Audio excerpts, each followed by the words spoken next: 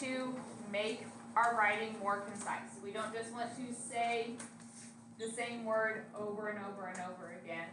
So it mixes it up, and instead of having to say somebody's name or something, we can use that pronoun in its place as we go through.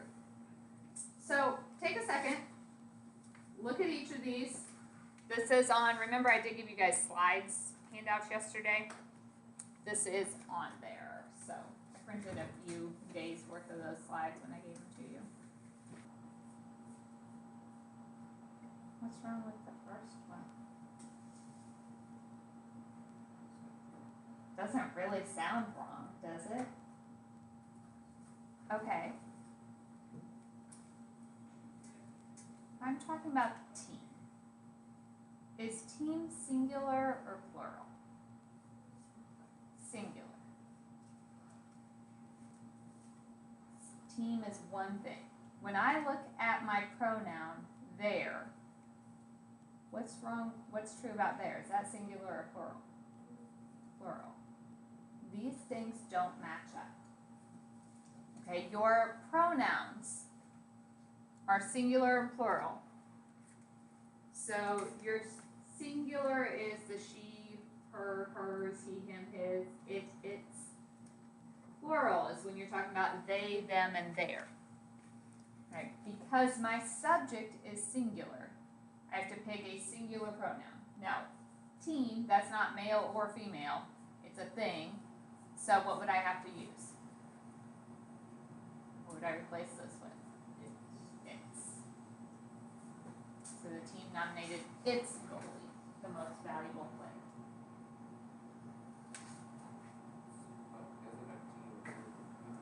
It is, but it's one object. So it's one collection. Teams would be plural, referring to multiple teams.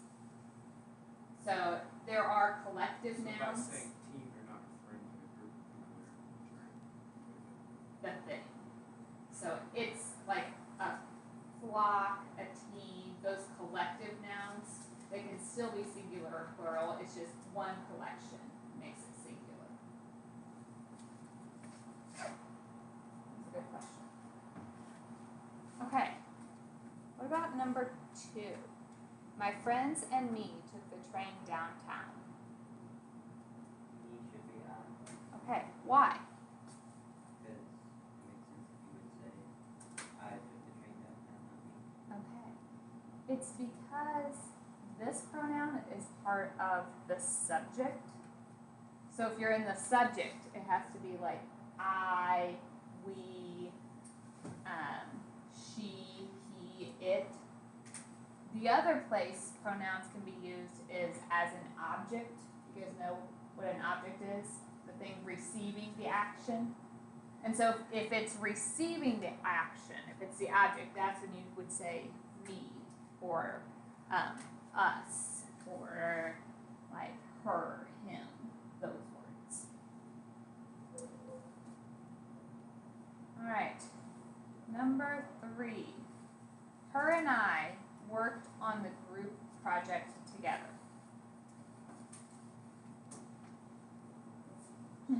She. Her, again, is an object pronoun. We use that if we are referring to an object. If we are talking about a subject, we have to use the subject pronoun, she.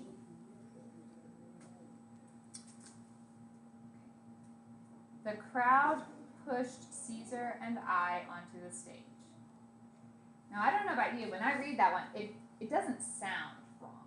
Like, some of them just sound obviously wrong. Did this one? Not necessarily, but there is a problem.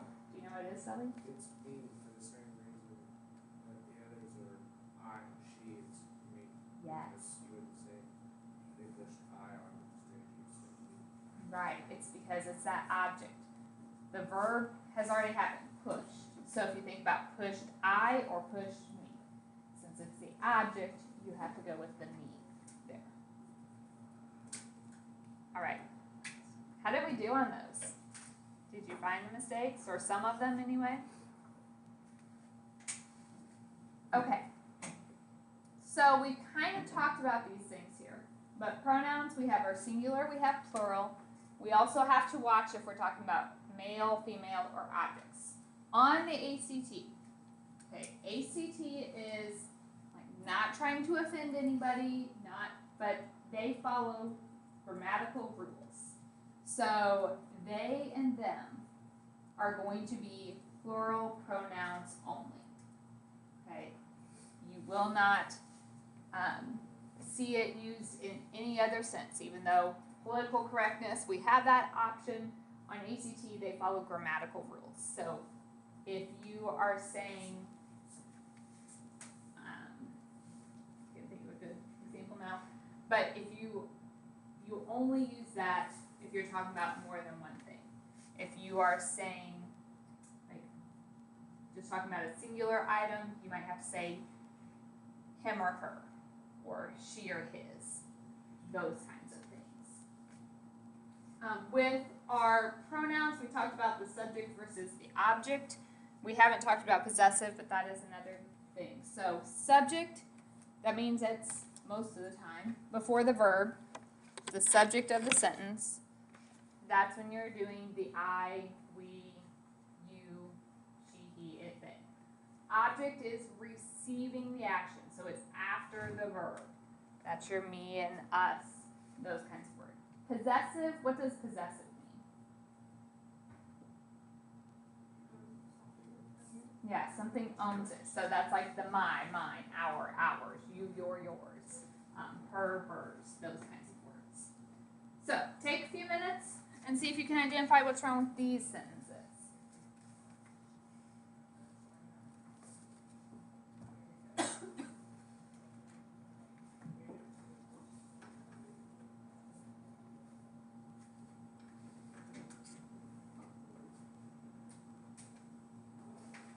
Okay.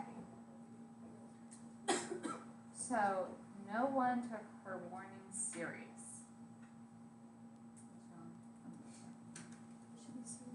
Seriously. Why?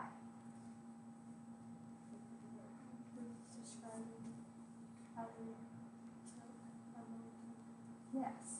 So, this is describing took. That means it's an adverb because it's describing a verb. Remember, descriptive words, you can have adjectives and you can have adverbs. Adjectives are describing your nouns or your pronouns, and that's when you would use serious. An adverb is describing a verb or another adverb, and those are the ones that typically end in the ly. So I did put that on there so you would have it. So adjectives are always referring to nouns. Adverbs are talking about everything else, and those are your ly words in most cases. All right. Blizzard is a charmingly, energetically puppy. What's wrong with that?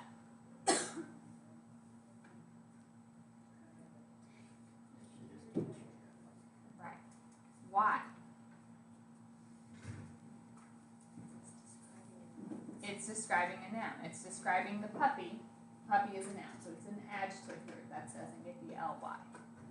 Fareed is more busy than Wesley is. What would that be? What's wrong here?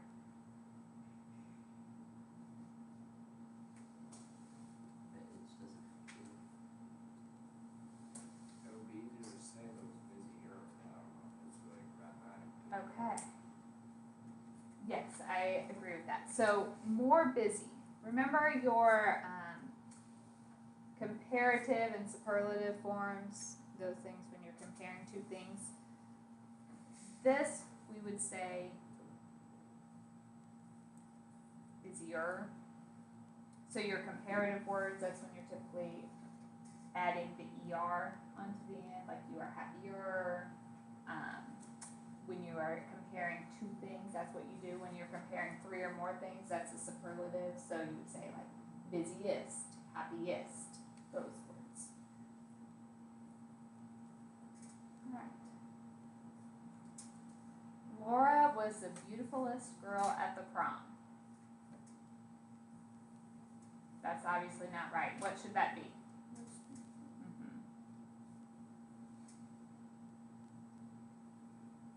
So, again, that's you're comparing. So typically superlatives have the est on the end. However, there are exceptions to that, and beautiful is one of those. We don't say beautifulest, we say most beautiful. Singing with great intensity, I listened to the famous opera star. What's wrong with this? Fish people club. Okay.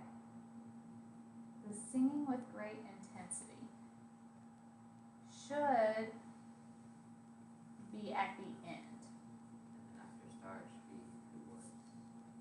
Mm-hmm. Yeah, you can. So we might have to add in some other words with that. But why would that phrase or need to go to the end of the sentence?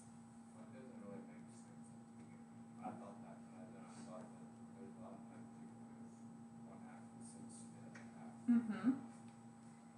But also, couldn't you put a comma where the period is and not say who was? Yes. I listened to the famous opera star sing with great intensity. Yes, you could say that as well. So there are several ways we could put it together. The rule, if you have modifying phrases,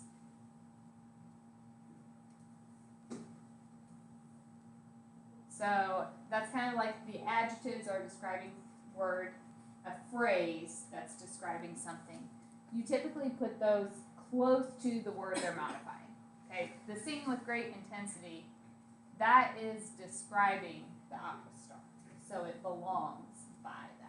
So the modifying phrases need to be next to what they are describing.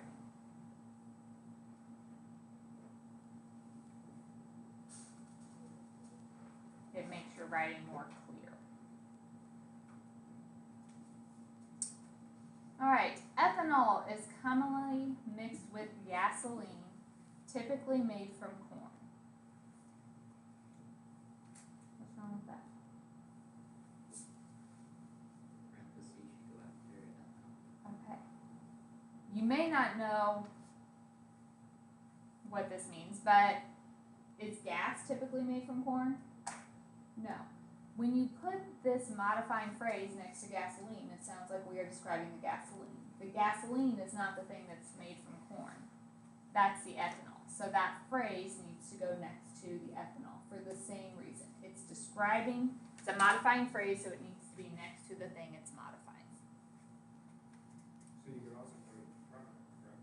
Yes, typically made from corn, comma, ethanol. So it doesn't necessarily have to come before or after, it just has to be next to. So either of those places. And sometimes if you're moving that phrase, you might have to add in additional words or punctuation to do that. All right, any questions on those? So just a summary of what we went through right there. We talked about adjectives versus adverbs. Adverb has that ly. Comparative and superlative, usually er for two things, est if you're describing three or more.